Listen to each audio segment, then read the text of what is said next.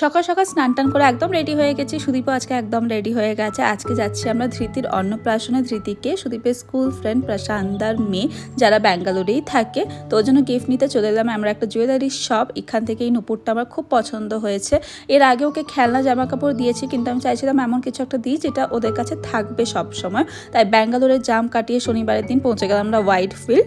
তো ঘরটাই খুব সুন্দরভাবেই ডেকর করেছিল, সারা রাত বসে ওরা নিজেরাই পুরোটা ডেকর করেছিল। মুখে ভাতের আগে একটা পুজো হচ্ছিল, তো সেই পুজোতে দেখো ধৃতি কি সুন্দর বসেছে। নেহা যখন আরতি করছিল ওর হাত ধরেও বসেছিল। ধৃতি আমাকে আর সুদীপকে খুব ভালো করেছে না, কারণ জন্ম থেকেই ও আমাদেরকে দেখছে আর মাঝে মাঝে ওর সাথে দেখা হয়, তো আমাদের সাথে একটুখানি ইউজ টু বলতে পারো। সুদীপ প্রথম ওকে কোলে নিতে খুব ভয় পেত, কারণ তখন ঘাটটা নরম ছিল, তো এখন ধীরে ধীরে একটু স্টেবল হচ্ছে, তো এখন ও খুব মজা পায় ওর সাথে। এরপরে কি হলো না হলো তোমাদের সাথে শেয়ার করবো নেক্সট ভিডিওতে, তাই দেখতে হলে প্লিজ চ্যানেলটাকে সাবস্ক্রাইব করে নিও, আর ভিডিওকে ভালো লাগলে প্লিজ ভিডিওটাকে লাইক করে নিও। দেখা হচ্ছে নেক্সট ভিডিওতে। বাই।